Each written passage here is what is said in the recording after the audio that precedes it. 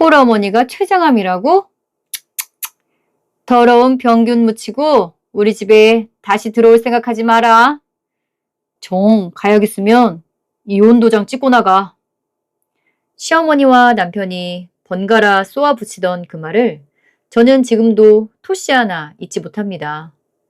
그날 이후로 저는 다시는 그 집 대문을 넘지 않겠다고 다짐했었죠. 안녕하세요. 저는 40대 초반 여성입니다.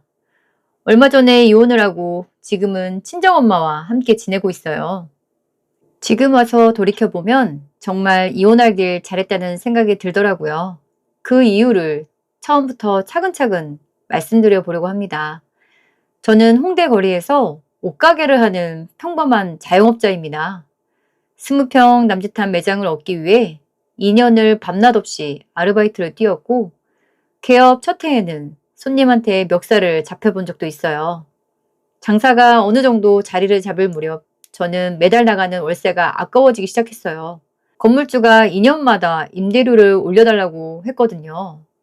차라리 대출을 받아서 건물을 사는 게 낫지 않을까 하는 생각이 들었어요. 수백만 원에 달하는 월세가 너무 아까웠거든요. 그렇게 34살에 저는 모아둔 돈에 대출을 최대한 끌어서 홍대 골목에 작은 건물 하나를 매입했습니다. 1층은 제 옷가게로 쓰고 2층과 3층은 세를 놓아 대출 이자를 충당하는 시기였어요. 솔직히 그때는 그저 월세 대신 이자를 내는 셈 치자는 마음뿐이었습니다. 저는 대출 심사가 어려워 엄마 명의의 아파트 담보대출을 받았어요. 지금은 남편 민준 씨를 만난 이야기부터 해야겠어요. 사실 저도 처음엔 의아했어요. 번듯한 사업체를 가진 사람의 아들이라는 분이 왜 하필 저 같은 사람한테 그렇게까지 매달렸는지 말이에요.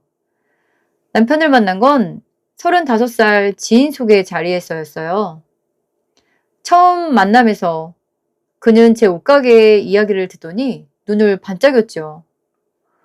혼자 힘으로 이런 걸 다 읽으셨다고요? 대단하시네요. 뭘요? 그냥 먹고 살려고 하다 보니 여기까지 온 거죠. 그날 이후로 남편은 거의 매일 가게 앞으로 찾아왔습니다. 바쁜 제 손을 대신해 배송 박스를 날라주기도 하고 문 닫는 시간에 맞춰 저녁을 사주기도 했어요. 매우 늦은 저녁이었죠. 돌이켜보면 그때 그 사람은 자기 집안에서 정해준 조건 좋은 여자들한테 몇 번 선을 보고도 번번이 마음을 못 붙인 상태였다고 하더군요. 솔직히 말하면 부모님이 여기저기서 만나라는 사람들은 다 껍데기만 번지르르 했어요. 그런데 지수 씨는 뭔가 다르더라고요. 저는 그 말을 진심으로 받아들였습니다. 집안 좋은 여자들 사이에서 지쳐있던 사람 눈에 억척스럽게 사는 제가 신선하게 보였나 보다 생각했죠. 문제는 그 다음이었어요. 남편이 부모님께 저를 소개하겠다고 했을 때 그의 표정이 유독 굳어 있었거든요. 어머니가 좀 까다로울 수도 있어요. 그래도 제가 있으니까 너무 걱정하지 마시고요. 상견례 자리는 시댁이 예약한 한정식집에서 이루어졌어요. 시어머니는 자리에 앉자마자 저희 엄마를 위아래로 훑어보시더니 대뜸 이렇게 물으셨죠. 친정아버님은 안 오셨네요? 저희 아버지는 제가 어릴 때 돌아가셔서 어머니 혼자 저를 키우셨어요. 아이고, 그러셨구나. 그럼 어머님 혼자 고생 많으셨겠네요. 말은 다정했지만 눈빛은 전혀 다정하지 않았어요. 그리고 미리 아버지가 안 계시다고 말씀드렸는데 또 꺼내시는 거였죠. 시어머니는 젓가락을 내려놓으시더니 옆에 있던 시아버지를 향해 작게 중얼거리셨어요. 홀어머니 밑에서 자란 애가 시집에 잘 할 수 있으려나 모르겠네요.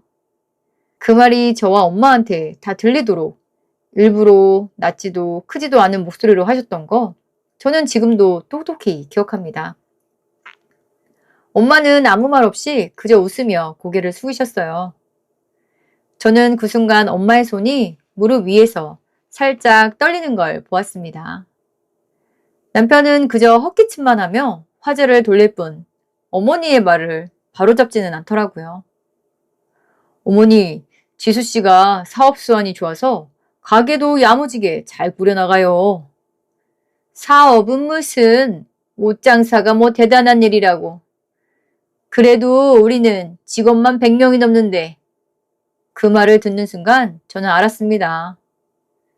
이 집에서 저는 며느리가 아니라 아들이 데려온 신혼 미상의 여자로 취급받고 있다는 걸요. 그럼에도 저는 결혼을 강행했어요. 남편이 부모님 앞에서 저를 감싸주던 그 서툰 모습이 그때는 진심처럼 보였거든요. 엄마가 뭘 하셔도 신경 쓰지 마요. 결혼하면 내가 다 알아서 잘할게요. 그 말만 믿고 저는 시댁이 원하는 대로 예단이며 예물이며 다 맞춰드렸습니다. 홍대에 건물을 가지고 있다는 사실은 그 누구에게도 심지어 남편에게도 말하지 않았어요. 이 집 분위기를 보아하니 그 사실이 알려지는 순간 무슨 일이 벌어질지 모른다는 불안감은 있었거든요. 결혼 후 3년 저는 그저 참는 게 며느리의 도리인 줄 알고 잘 살았습니다.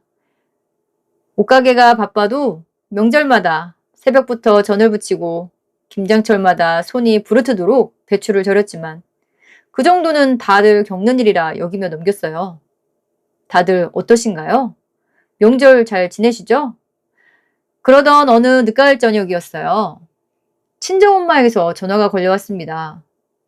지수야, 엄마가 요즘 소화가 영 안 되고 자꾸 살이 빠지네. 평소 잔병치레 한 번 없던 엄마였기에 저는 대수롭지 않게 대꾸했죠. 엄마, 동네 병원이라도 한번 가보세요. 요즘 날씨가 바뀌어서 그런가 보다. 며칠 뒤 엄마는 집 근처 내과에 다녀오셨다고 했어요. 의사 선생님이 소화제를 처방해 주시면서 그냥 신경성인 것 같다고 하셨대요. 저는 그 말에 일단 마음을 놓았죠. 그런데 한 달이 지나도록 엄마의 증상은 나아지지 않았습니다. 오히려 살이 눈에 띄게 빠지고 얼굴빛도 점점 누렇게 변해갔죠. 엄마, 아무래도 이상해. 다시 병원 가보자. 저는 엄마를 모시고 다시 동네 내과를 찾았습니다. 이번엔 의사 선생님의 표정이 지난번과 달랐어요. 한참 동안 배를 눌러보고 이것저것 물으시더니 조심스럽게 말을 꺼내셨어요. 아무래도 여기서 볼 수 있는 범위가 아닌 것 같습니다. 소견서 써드릴 테니까 큰 병원 가서 정밀검사 한번 받아보시는 게 좋겠어요. 큰 병원이요? 어디로 가면 될까요? 대학병원, 좋은 데로, 큰 데로, 소화기내과로 가보세요. 최대한 빨리 예약 잡으시고요.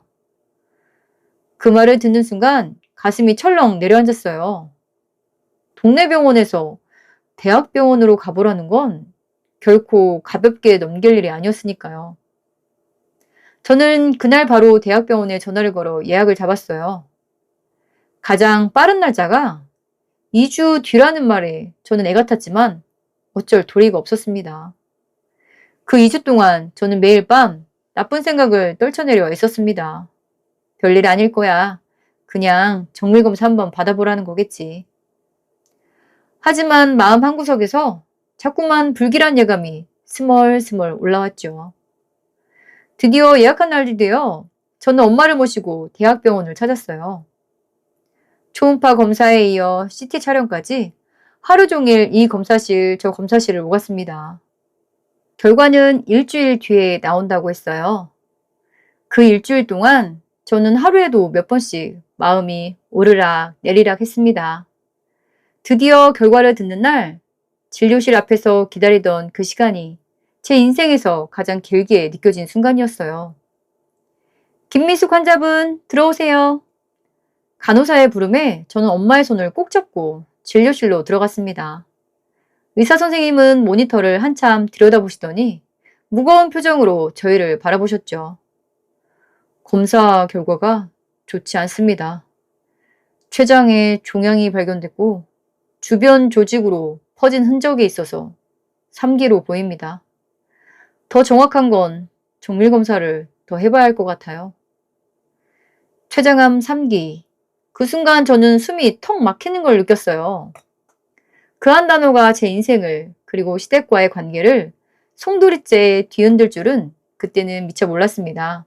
정밀검사 결과를 들은 날 저는 한숨도 자지 못했어요. 다음 날 아침 저는 남편에게 조심스럽게 이야기를 꺼냈죠. 여보, 나 당분간 친정엄마한테 가 있어야 할 것 같아. 앞으로 치료 방향도 정해야 하고 엄마 혼자서는 감당 못하실 거야. 남편은 젓가락질을 멈추고 저를 빤히 쳐다보더군요. 장모님 연세에 그 정도 병이면 사실 큰 의미가 있나 싶은데. 저는 그 말의 뜻을 순간 이해하지 못했습니다. 그날부터 남편은 제가 친정 이야기를 꺼낼 때마다 묘하게 언짢은 기색을 드러냈죠.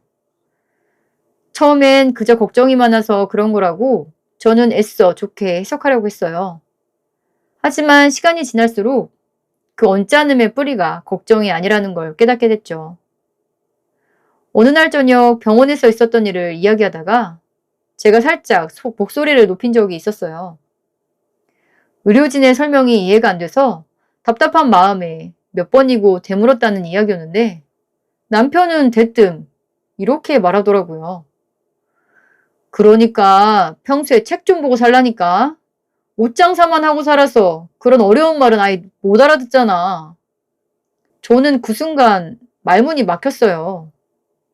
결혼 전에는 제 사업 수완을 대단하다며 치켜세우던 사람이었는데 이제는 그게 그저 옷장사로 격화되어 있었거든요. 그리고 말귀도 못 알아듣는다고 책을 읽으라니요. 그날 이후로 저는 알게 됐어요. 남편에게 저는 어느 순간부터 대화가 안 통하는 사람이 되어 있다는 것을요. 집안 대소사를 의논할 때도 제가 의견을 내면 그는 늘 같은 말로 잘라냈어요. 당신이 뭘 알겠어.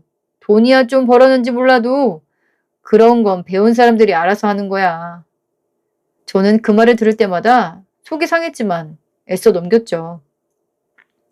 친정엄마 일로 마음이 온통 그쪽에 쏠려 있어서 부부 사이의 균열까지 신경 쓸 여력이 없었던 거예요. 한편 시어머니는 시어머니대로 저를 몰아세우셨어요. 남편이 저를 무시하는 게 배움과 격의 문제였다면 시어머니는 철저히 돈과 나이의 문제로 저를 압박하셨습니다. 며칠 뒤 저녁 식사 자리에서 시어머니는 수저를 내려놓으며 말씀하셨어요. 그 나이에 암이면 손 써봐야 얼마나 더 사시겠니? 괜히 돈이랑 시간만 축내는 거야. 가실 땐 그냥 빨리 가는 게 나아. 어머니, 그래도 해볼 수 있는 건 다 해보고 싶어요. 해보긴 뭘 해봐. 늙으니 몇 달 더 살자고. 아까운 돈 쏟아붓는 게 무슨 효도라고. 효도하고 싶었으면 진작 했어야지. 저는 아무 대꾸도 하지 못한 채 밥그릇만 내려다 봤습니다. 그날 이후로 시어머니는 만날 때마다 같은 논리를 되풀이 하셨죠. 어차피 못 사실 거 마음의 준비나 단단히 하시라고 해라. 괜히 정성 쏟다가 너까지 병나는 거 아니냐. 우리 집엔 병자는 필요 없다. 세 번째로 그 말을 들었을 때 저는 더 이상 대꾸하지 않기로 했습니다. 말해봐야 소용없다는 걸 이미 깨달았으니까요. 그러던 그 주 주말 저는 다시 시댁에 들렀어요. 병원에서 앞으로의 치료 계획을 상의하고 왔다는 이야기를 잠깐 전해드리려던 참이었죠.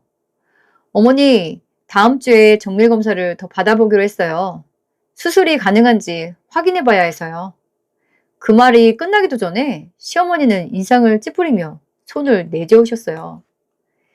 예, 밥 먹는 자리에서 그런 얘기 좀 하지 마라. 밥맛 떨어진다.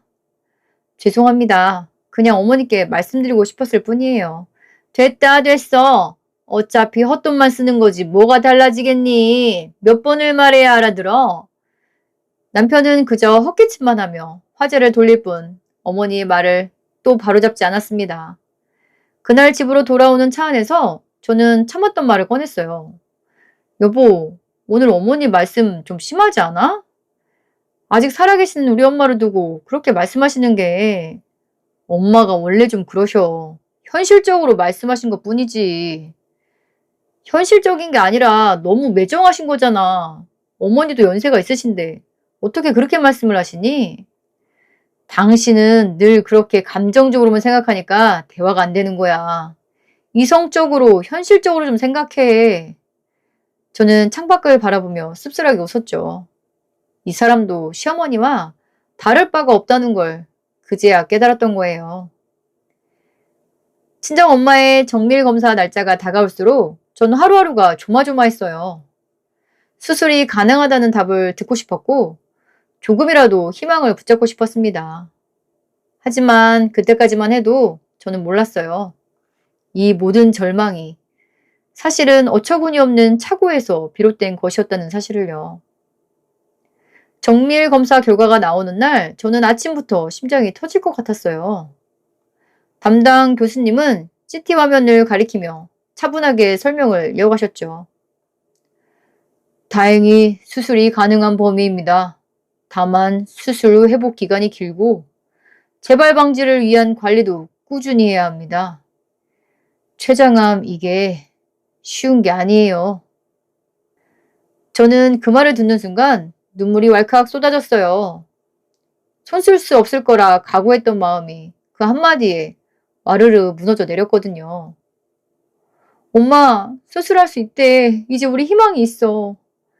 엄마는 제 손을 꼭 잡으시며 조용히 눈물을 훔치셨어요. 그날 저녁 저는 마음을 굳게 먹고 남편에게 이야기를 꺼냈습니다. 여보, 엄마 수술이 가능하대.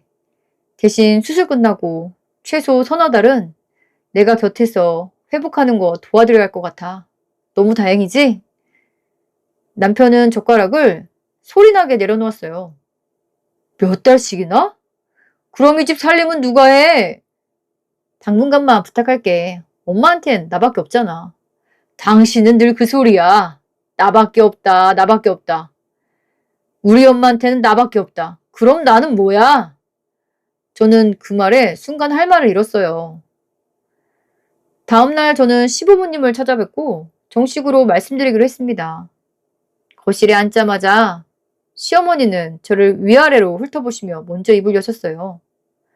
무슨 얘기하러 왔는지 대충 짐작은 간다만 한번 드러나 보자.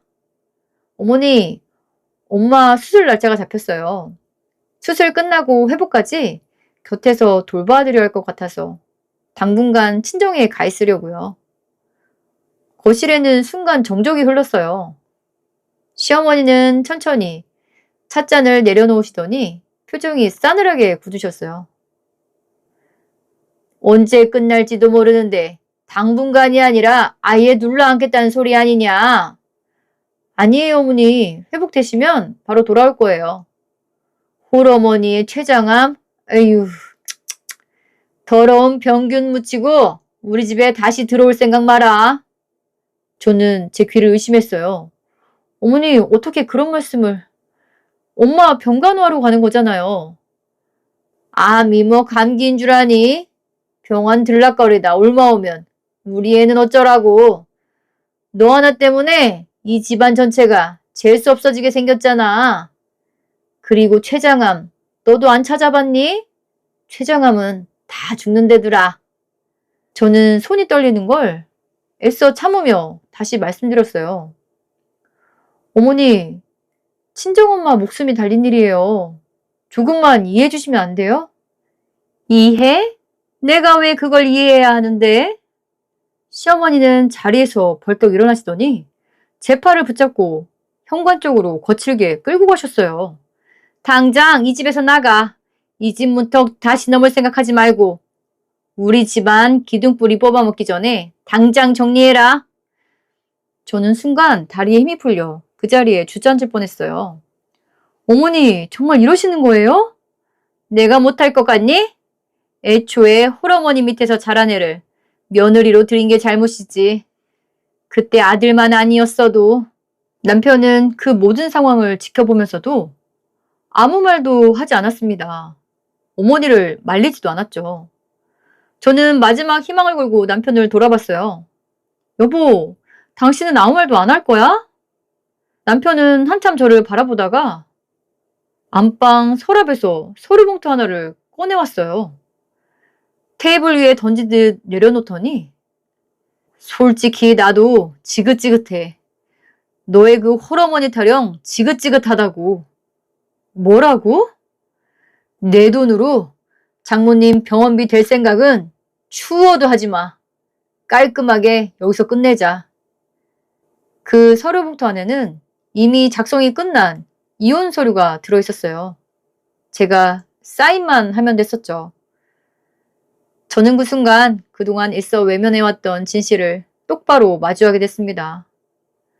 왜 이렇게 어리석었을까요? 바보 같은 제 모습이 한심했어요. 끝을 봐야 제가 정신을 차린 것 같더라고요.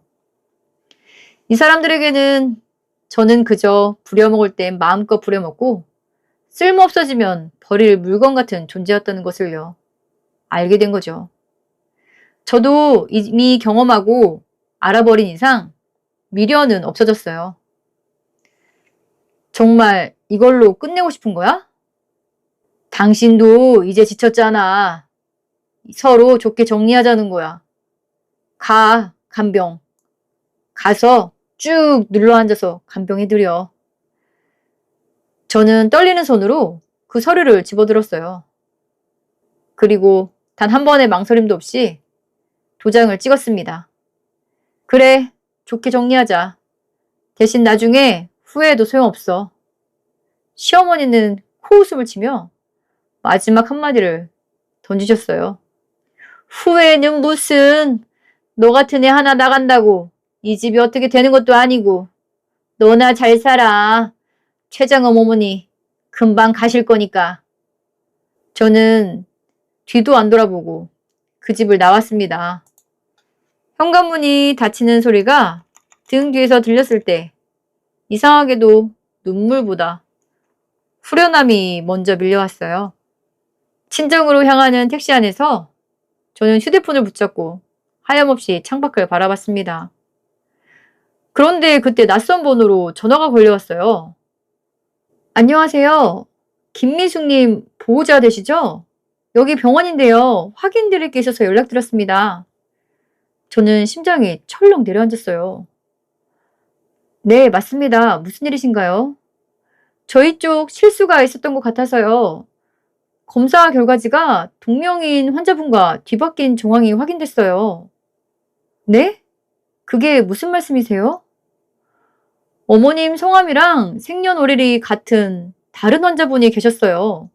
그분 조직검사 결과와 어머님 결과가 뒤바뀌어서 전달된 것 같아요. 다시 확인해보니 어머님은 췌장암이 아니라 만성위염과 스트레스성 소화불량이십니다. 착오가 있었던 점 정말 죄송합니다. 저는 그 자리에서 얼어붙은 듯 아무 말도 하지 못했죠. 정말이에요? 정말 암이 아니라는 거예요? 아, 네. 많이 놀라셨을 텐데 정말 죄송합니다. 저희 쪽 확인 절차에 문제가 있었어요. 정밀 재검사 결과로도 확인됐습니다. 전화를 끊고 나서 저는 택시 안에서 한참을 소리내어 울었습니다. 기쁨의 눈물인지 허탈함의 눈물인지 저 스스로도 구분이 되지 않았어요. 집에 도착하자마자 저는 엄마를 부둥켜 안고 그 소식을 전했습니다.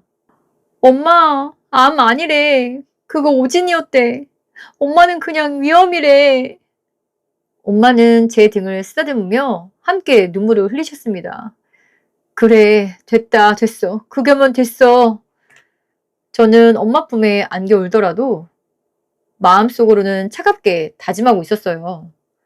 방금 도장을 찍은 그 이혼 서류를 저는 절대 후회하지 않을 거라고요.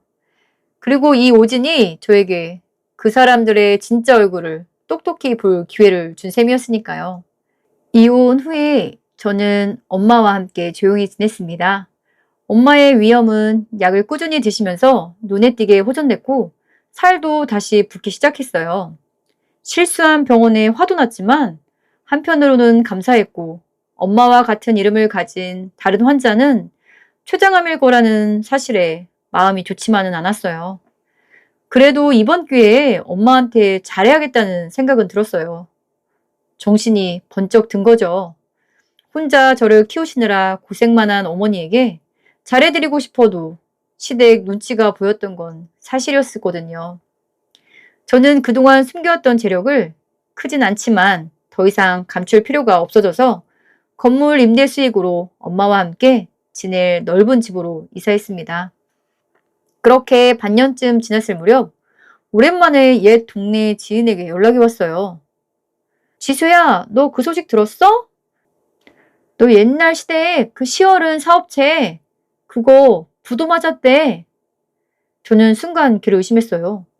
부도라니? 그게 무슨 소리야? 자세히는 모르겠는데 갑자기 은행에서 대출 연장을 안 해줬나 봐. 장부는 흑자였는데 당장 막을 현금이 없어서 그렇게 됐더라고. 그런 경우도 다 있더라. 무슨 흑자 부도라나? 저는 그 이야기를 들으면서 별다른 감흥이 없었어요. 이미 남이 된 지 오래됐다고 생각했으니까요. 그런데 며칠 뒤 낯선 번호로 전화가 한 통 걸려왔어요. 받을까 말까 하다가 결국 통화 버튼을 눌렀죠. 지수야, 나야. 전 남편이었습니다. 미안한데 잠깐만 시간 좀 내줄 수 있어? 급하게 할 얘기가 있어서. 우리가 무슨 할 얘기가 남아있어? 다 끝났잖아, 우리. 제발 딱 한 번만 만나줘. 부탁이야. 목소리에서 묻어나는 다급함이 예사롭지 않았죠.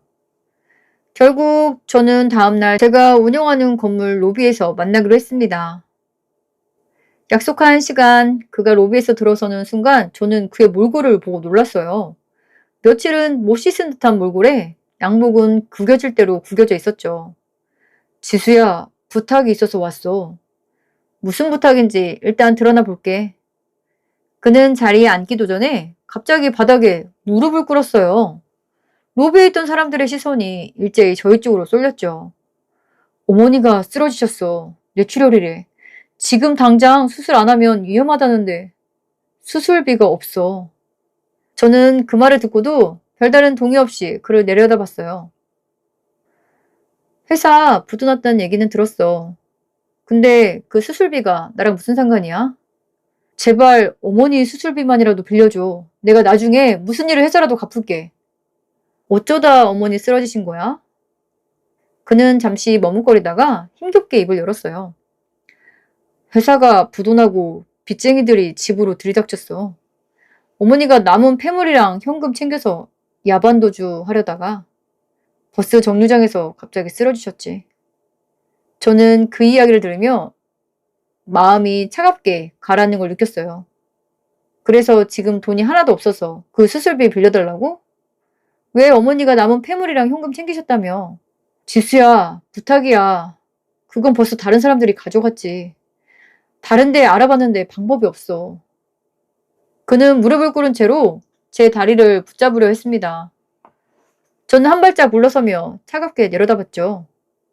그 순간 반년 전 시댁 거실에서 들었던 말들이 머릿속으로 스쳐 지나갔어요. 홀어머니가 최장암? 더러운 병균 묻히고 우리 집에 다시 들어올 생각 하지 마라. 내 돈으로 장모님 병원비 될 생각 추워도 없으니까 깔끔하게 여기서 끝내자. 저는 21번 고르고 그때 그들이 저에게 했던 말을 그대로 돌려줬어요. 당신 어머니 병원비로 내 건물 기둥뿌리 뽑아먹기 싫으니까 더러운 병균 묻히지 말고 당장 꺼져. 그의 얼굴이 하얗게 질렸죠. 지수야, 제발 사람이 죽어가는데 어떻게 그렇게 말할 수 있어? 사람이 죽어가는 건 그때 우리 엄마도 마찬가지였어. 당신들이 뭐라고 했는지 기억나? 그는 아무 대답도 하지 못했어요. 어차피 늦게 발견된 암은 손 써도 소용없다고. 늙은이한테 돈 들일 필요 없다며.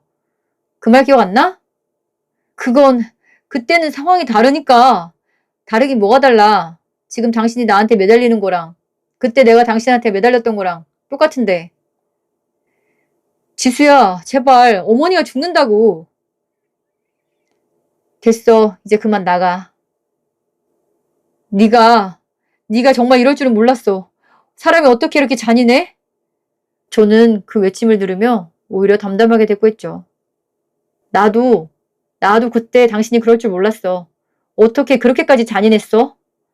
어떻게 어머니한테 간다는데 이혼 도장을 찍으려고 하니? 저는 밖으로 먼저 나왔습니다. 계속 그 자리에 앉아있는 전 남편의 모습을 보며 저는 이상하게도 아무런 감정이 일지 않았어요. 그저 오래전에 끝났어야 할 관계가 이제야 완전히 끝났다는 느낌뿐이었죠. 전 남편을 만나고 난 지 2달쯤 지났을 무렵 저는 우연히 동네 부동산 사장님에게서 뜻밖의 소식을 들었어요. 사장님, 요즘 이 골목 분위기 완전히 달라진 거 아세요? 얼마 전에 대형 프랜차이즈 카페가 바로 옆 건물에 들어온다고 계약서에 사인했대요. 저는 처음엔 그저 그런가 보다 하고 흘려들었어요. 그런데 몇 달 사이 정말로 골목 분위기가 눈에 띄게 달라지기 시작했어요. 유명 브랜드 매장들이 하나둘 들어서면서 유동인구가 눈에 띄게 늘었고 자연스럽게 주변 임대 시세도 함께 오르기 시작했습니다. 이자 갚기에도 벅차던 시절을 생각하면 지금도 가끔 실감이 나지 않을 때가 많아요. 그 무렵 지인을 통해 전 시댁의 근황도 간간히 들려왔습니다. 시어머니는 결국 수술에 골든타임을 놓쳐 반신불수가 되셨고 요양원에서 지내신다고 했습니다. 시아버지도 그날의 충격으로 끝내 회복하지 못하시고 요양병원에서 지내신다고 했고요. 한때는 직원 100명을 거느린 사장님 소리를 듣던 분이 이제는 가족 하나 제대로 챙길 수 없는 처지가 되신 거죠. 전 남편은 부모님 2분의 요양병원비를 감당하느라 하루하루 일용직을 전전하며 살고 있다고 했어요. 한때는 저를 그렇게 몰아세우던 사람들의 몰락 소식을 들으면서도 저는 이상하게 마음이 담담했어요. 그들을 망하게 한 건 제가 아니라 그들 스스로였다는 걸 알고 있었으니까요. 자기 어머니는, 아버지는 그래도 소중한가 봐요. 저희 엄마를 대할 때랑은 다른 걸 보면요. 저는 요즘 엄마와 함께 평온한 나날들을 보내고 있습니다. 엄마는 완전히 건강을 되찾으셔서 요즘은 아침마다 동네를 산책하실 정도로 기력이 많이 좋아지셨어요. 지수야, 요즘처럼 사는 게 제일 좋다. 우리 딸이랑 이렇게 지내는 게 이렇게 좋네. 엄마, 나도 그래. 진작 이렇게 살 걸 그랬어. 그래도 좋은 사람 있으면 결혼해야 한다, 다시. 가게는 예전처럼 계속 운영하고 있고 늘어난 임대 수익 덕분에 예전보다 마음의 여유도 훨씬 생겼습니다. 사람이 이래서 돈을 버나 봐요. 통장 잔고가 늘어나니까 마음의 여유도 생기더라고요. 가끔 그날의 일들을 떠올리면 지금도 가슴 한구석이 서늘해질 때가 있어요. 더러운 병균 운운하던 그 말들, 서류 봉투를 내던지던 그 순간들이 아직도 생생하게 남아있으니까요. 하지만 그 기억이 저를 아프게 하진 않아요. 오히려 그 시간을 잘 버텨낸 제 자신이 스스로 대견하게 느껴질 뿐이죠. 이 모든 건 엄마가 아직 건강하게 옆에 계셔서 그렇게 작게 느껴지는 것 같아요. 돌이켜보면 그 사람들은 저에게 참 많은 것을 가르쳐줬어요. 사람을 겉모습이나 조건으로만 판단해서는 안 된다는 거. 그리고 진짜 소중한 사람은 힘든 순간에 곁을 지켜주는 사람이라는 걸요. 저는 이제 더 이상 누군가에게 제 재력을 숨기며 살진 않아요. 당당하게 제가 읽은 것들을 지키며 살아가고 있습니다. 여러분께서 이 긴 이야기를 끝까지 들어주셔서 정말 감사해요. 혹시 지금 저와 비슷한 상황에서 힘들어하고 계신 분이 있다면 부디 너무 참지만은 마시라고 말씀드리고 싶어요. 참는다고 알아주는 사람도 없더라고요. 그리고 결단력 있게 행동해야 할 때는 결단력 있게 행동해야 할 것 같아요. 자꾸 다른 사람들 말에 의해서 제가 바보스럽게 느껴질 때가 많거든요. 저는 오늘도 엄마와 함께 소소하지만 단단한 하루를 보내고 있습니다. 진짜 최장암이었다면 정말 힘든 시간을 보내고 있을 텐데 해프닝으로 끝난 것에 감사하며 하루하루 소중하게 생각하며 지내고 있습니다. 긴 글 들어주셔서 다시 한번 감사드리며 모두 모두 행복하세요.